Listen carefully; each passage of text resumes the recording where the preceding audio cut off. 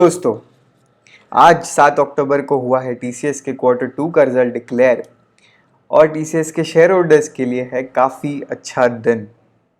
क्या हुआ आज? क्या है रिजल्ट? चलिए देखते हैं। टीसीएस ने इस क्वार्टर में जो कल अनाउंस किया था कि वो कंपनी के शेयर्स बायबैक करेगी, आज उन्होंने रिजल्ट के साथ बताया है कि वो 16,000 करोड़ के वर्थ के शेयर्स खरीदेगी, वो भी 3,000 रुपये पर। करेंटली स्टॉक 2750 पे ट्रेड कर रहा है।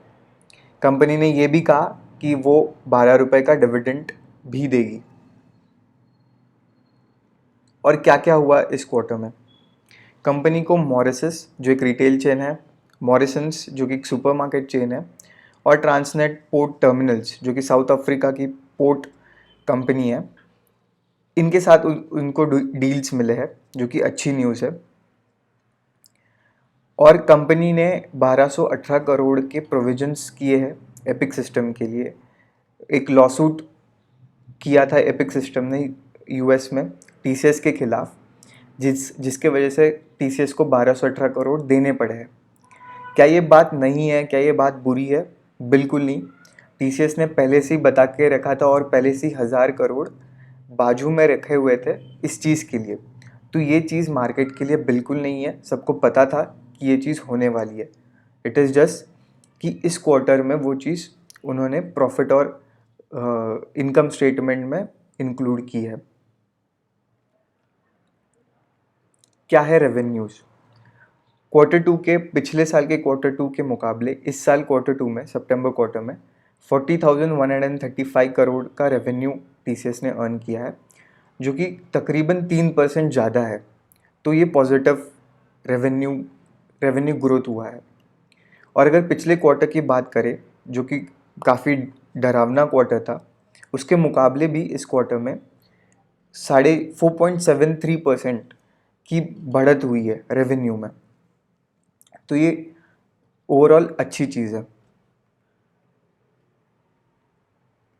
अगर हम नेट प्रॉफिट की बात करें तो नेट प्रॉफिट 7,400 इस क्वार्टर में 7,475 करोड़ है। तो पिछले साल के मुकाबले ये 7% कम है। अब हमें ये देखना है कि ये जो नेट प्रॉफिट कैलकुलेट हुआ है वो एपिक सिस्टम के 1200 करोड़ के प्रोविजन के वजह से हुआ है। अगर हम बिना प्रोविजंस के नेट प्रॉफिट कैलकुलेट करें तो वो होता है 8,693 करोड़, जो कि ये दिखलाता है कि नेट प्रॉफिट 8% से बड़ा है, ना कि घटा है। तो डेफिनेटली ये अच्छी न्यूज़ है। अगर हम पिछले क्वार्टर से भी कंपेयर करें, जून क्वार्टर वन से कंपेयर करें, तो कंपनी, अगर हम नेट प्रॉफिट देखें 7,475 करोड़, तो 6% का बढ़त हुआ है प्रॉफिट में। और अगर हम विदाउट प्रोविजंस देखें तो 24% की ग्रोथ दिखती है प्रॉफिट में, जो कि बहुत ही अच्छा न्यूज़ है। नेट मार्जिन्स की अगर हम बात करें, जो कंपनी के लिए थोड़ा पिंचिंग था पिछले क्वार्टर में और इसलिए लोग डरे हुए थे, जो एवरेज हमेशा 20 के ऊपर रहता था, वो 18.3% पे गिर गया था पिछले क्वार्टर में। अगर हम इस क्वार्टर की बात करें और अगर हम प्रोविजंस हटाएं तो इस क्वार्टर में 18.6 विद प्रोविजंस मार्जिन है, और अगर हम वो प्रोविजंस हटाएं तो 21.6% का मार्जिन है, विच मीन्स कि वो अपने पिछले एवरेज मार्जिन पे वापस से पहुंच चुके हैं। उनके मार्जिन्स में बहुत ज़्यादा बढ़त हुई है। तो अगर पिछले साल से कंपेयर करें तो डेफिनेटली 1% से मार्जिन्स बढ़े हैं।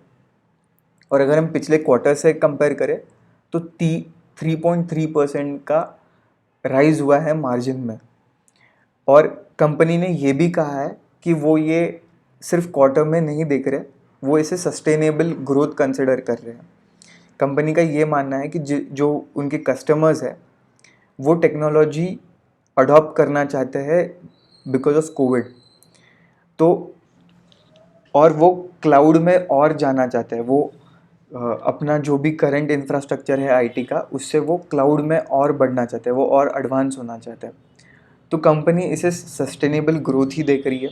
कंपनी को ऐसा नहीं सोच रही कि बस ये इस क्वार्टर की ग्रोथ है। तो ये डेफिनेटली कंपनी के लिए काफ़ी अच्छी न्यूज़ है।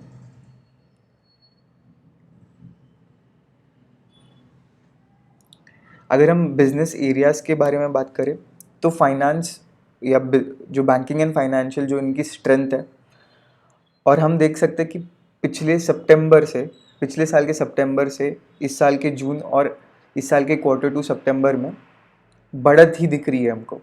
तो जो जो उनके बैंकिंग एंड फाइनेंशियल के कस्टमर्स हैं, फाइनेंस के कस्टमर्स हैं, वो बिज़नेस ज़्यादा कर रहे हैं।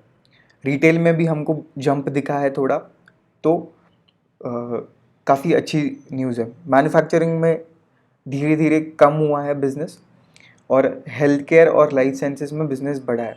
तो ओवरऑल हम कह सकते हैं कि रिकवरी हुई है फाइनेंस, रिटेल और लाइफ साइंस सेक्टर में काफ़ी अच्छी रिकवरी हुई है।